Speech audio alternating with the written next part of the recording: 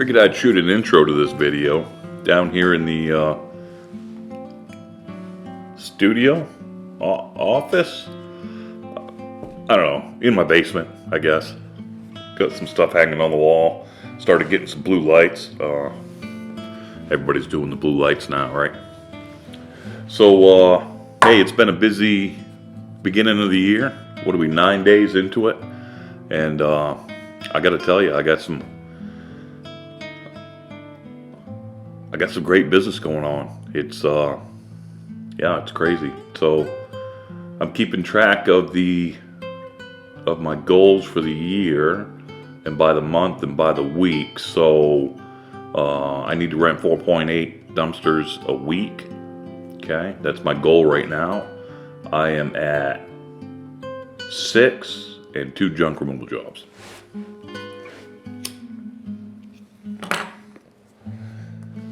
So this video tonight's going to be asking some questions about scammers, dump and returns, as well as credit card fees. So, without further ado, let's get into the rest of the video.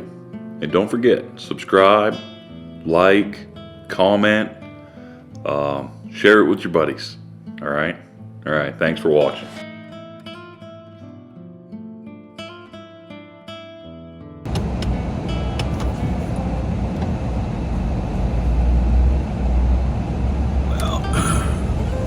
Go again. I put out a video a couple of weeks ago saying that we were very slow. We talked about some advertising, and I put out got some snow. I'm stuck in my driveway. Oh shit.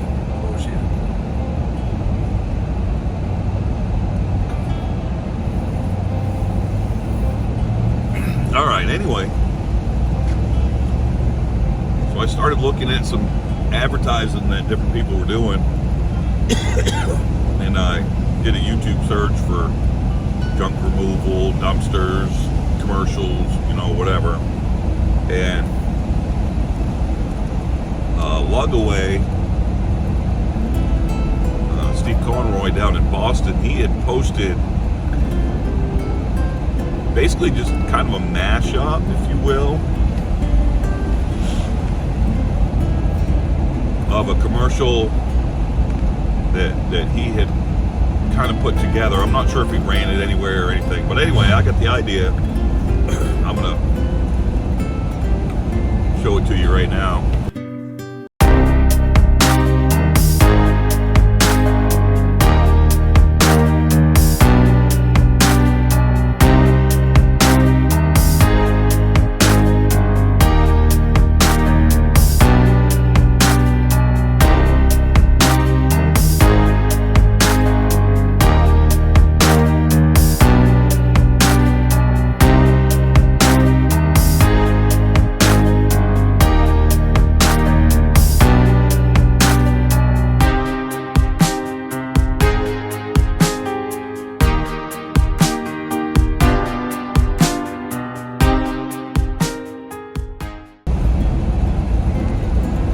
So that little commercial, we ran that on Facebook. $15 a day. Just put it up there, and we've been pretty much right out straight busy.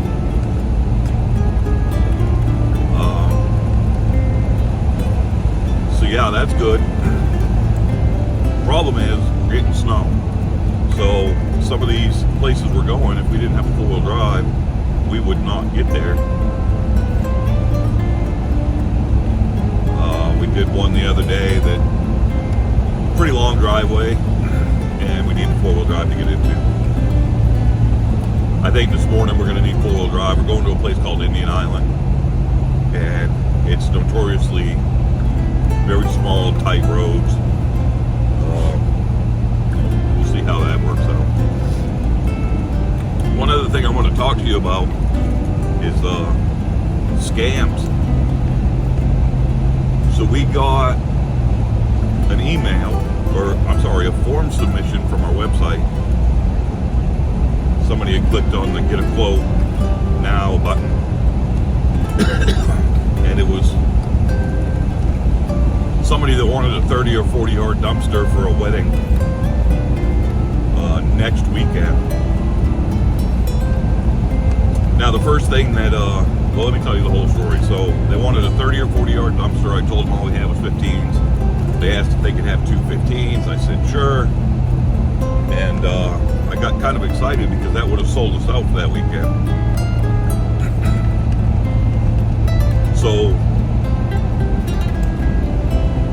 we emailed back and forth, got some details where it was going to be. Took a while for them to give me the address, and then an iMessage comes through that continued the conversation, and I said okay, you know, they were good with the price and all that. So I went to do the invoice, and I sent them a message through that iMessage asking for a good phone number to put on the invoice, and they gave me a phone number out of Louisiana. So I kind of started to, something didn't smell right. They used two different email addresses, so the form from the website had one email address on it. The email address they were iMessaging me from was a different email address. On the form, they gave me a California number, 714. And then when I asked them for a number for the invoice, they gave me a Louisiana number. I'm in Maine. None of that makes sense at all. And they said, oh, I'm out of state for surgery. Well, I got to thinking about it. When you travel out of state, your phone number doesn't fucking change. It stays the same. So they didn't have a Maine number. So I kind of respectfully called them out on it, and I said, you know, two different email addresses, a couple of different phone numbers, something doesn't smell right. I think I'm being scammed, and I didn't hear back from them. So maybe it was a scam. We'll see. Oh, and the house.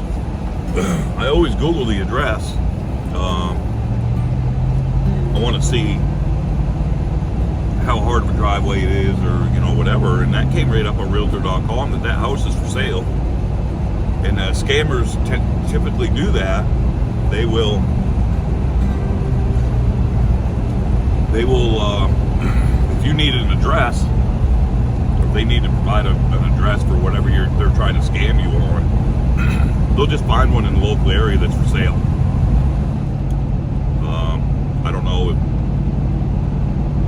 why that works, why they do that, but that was the other red flag. So I don't know, I may have lost a customer, but I'd rather lose a customer than I would lose all my hard earnings, you know. So anyway, I'll get back to you.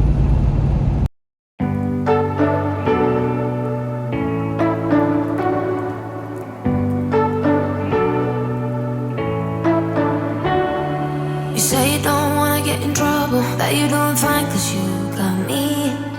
I don't wanna break your little bubble, but you gotta wake up to reality. Cause I can see in your eyes, your head is full of dreams.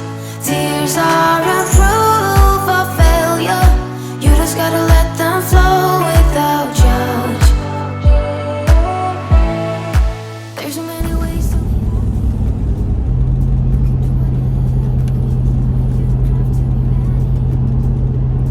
Let's talk about pricing structure for a second, because I think that's actually contributing to how busy we are.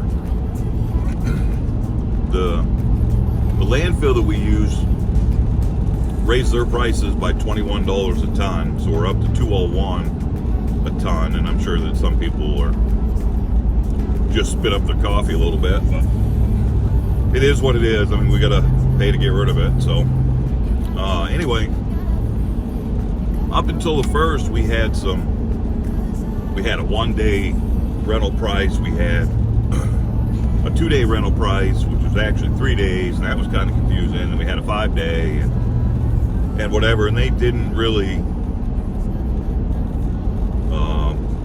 The price differences weren't necessarily proportionate,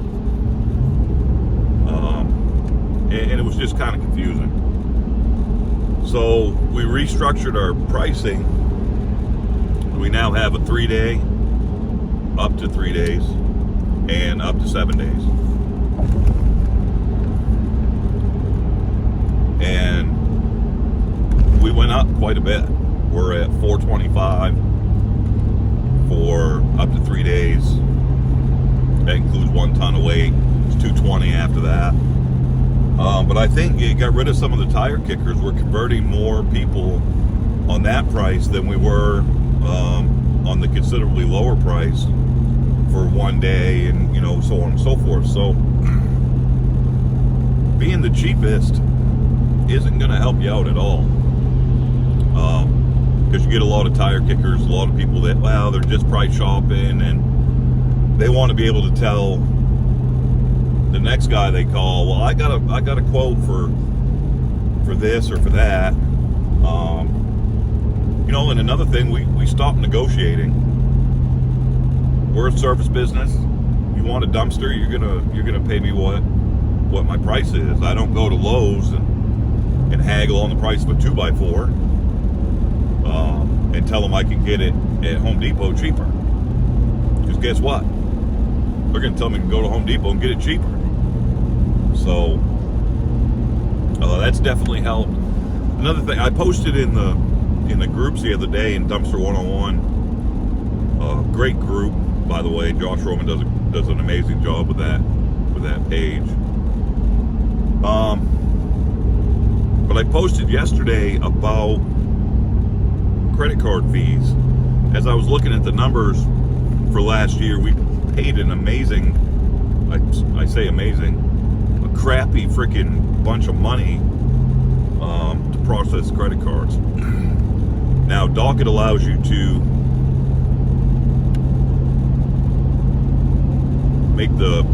push that onto the customer. At checkout, it tells them if they're going to use a credit card, it's 2.9%. They have to agree to that, whatever. It's completely legal. And I was going to do that. I said, yeah, I mean, why should I pay that and whatever? So, the feedback I got from the groups was basically, either build it into your structure, your pricing structure. Some people said they charge it the same way I was doing it. And a lot of people said, that people aren't going to want to see that extra fee.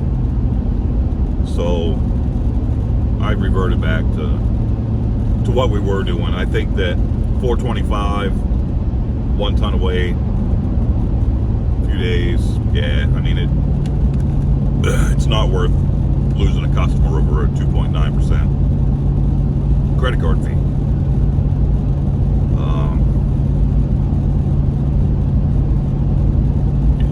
We'll see how that works out. I had one customer that I sent them the invoice. They must have gone to checkout, saw that there was a fee, and then texted me and asked me if I could take a check. Of course we take checks, but I prefer the credit card payment. It's just a little easier for everybody. But I don't know. We'll see how that works out, and if we're going to keep doing that throughout the year, or whatever. So, all right, we're about halfway there. This is quite a drive to get to where we're dropping this off. So I'm sure I'll come back and say something else.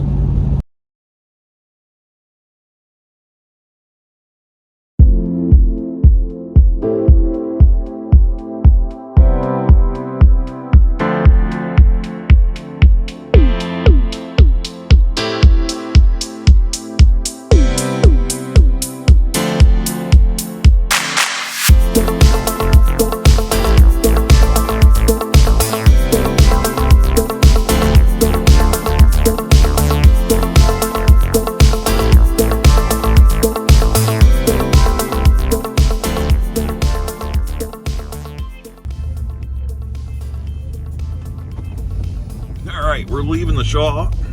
Gotta go pick one up. About 20 minutes down the road.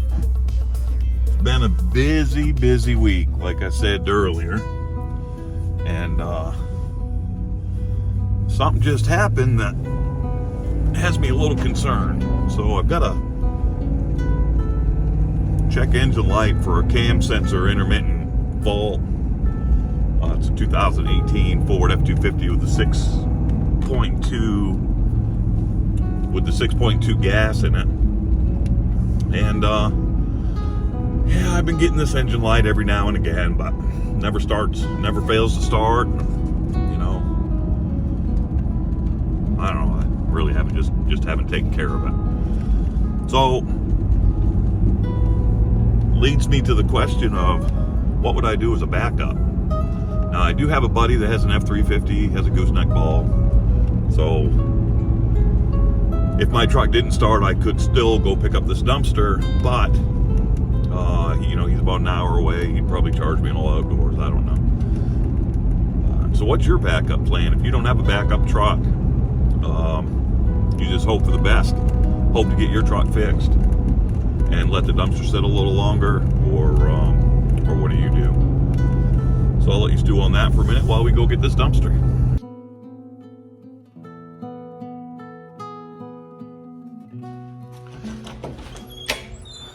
Well, all right, here we go.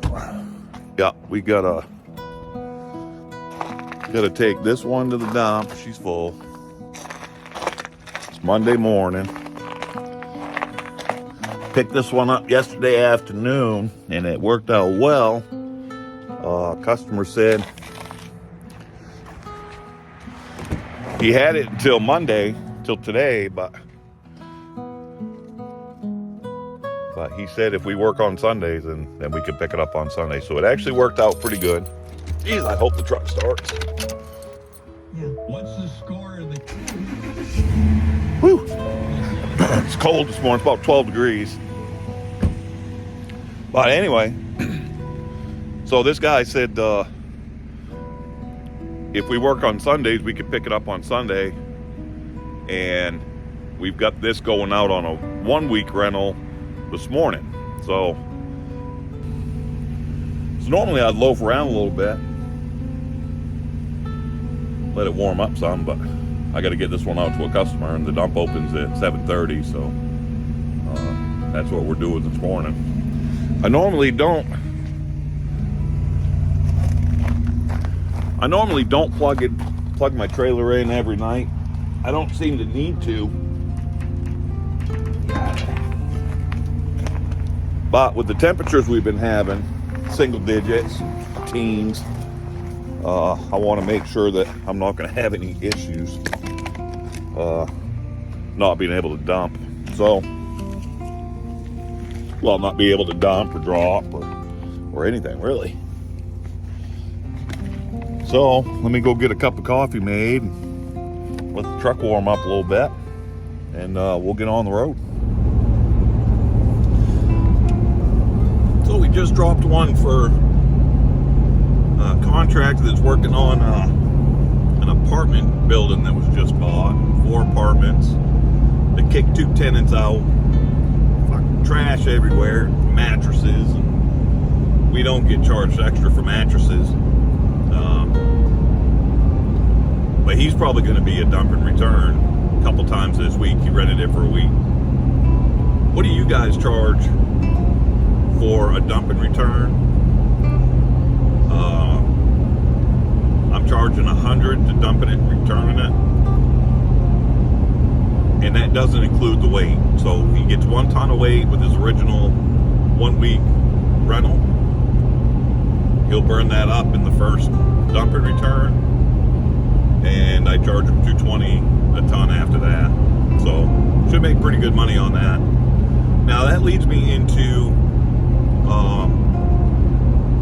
my next one that I'm going to pick up. The woman called me and said it's really full, and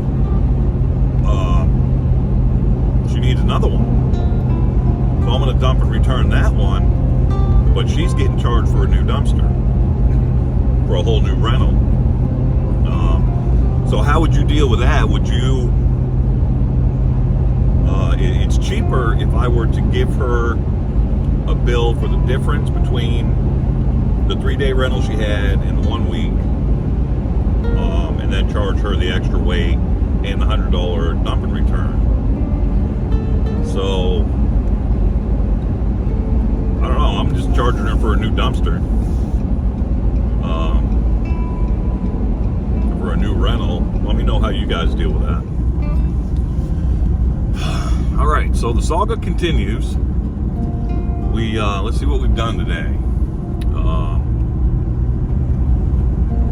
Or let's see what we've done this weekend. So Friday, did we drop one off on Friday? Friday, yes. Okay, so we dropped one off on Friday. We dropped one off on Saturday. The one that we dropped off on Friday, we picked up on Sunday, yesterday. So this morning, and then the one that we rented on Saturday, we picked up today, and I'll get to that. So the one we picked up yesterday, our first task of the day was to go dump that and bring it to a contractor that's working on a apartment building. I guess they just bought. So I dropped that off to him, and I said, you know, I was talking to your guy, and he says, maybe you're going to fill that up pretty quick. So I offered to do dump and returns for $100, not including the weight. So that's fine. We drop that one off. We go pick up the one that we had dropped off on Saturday. They had filled that, and they wanted that one back again. So we brought that to them. Or we picked that one up, took it to the dump, and then took it back and dropped it off there. Thought we were done for the day. Nice half a day, right? Well, now the contractor calls me and says, hey, we're full already. Okay, let's do it. It's $100. Guaranteed this will eat up his 1 ton of weight that we include. So anything after that, you know, let's say we dump and return every day this week. So at the $100 every time we do it, not very far from the dump, really. And then we get just about $20 on top of that per ton profit. Our dump fees are $201 and we're charging $220, so $19. So we're gonna go do that, and hopefully I can shoot some footage of that. So grab a coffee and go do that. Well, I really appreciate you making it to the end of the video. I wasn't able to do a whole lot of filming at the drop-offs and whatever in the dump. I mean, the dump's a dump, right? It really is. Had a contractor didn't really want me to film there, and on Indian Island, native land, I didn't feel comfortable doing that. So thanks for watching, and keep an eye out for the next one. All right, have a good night.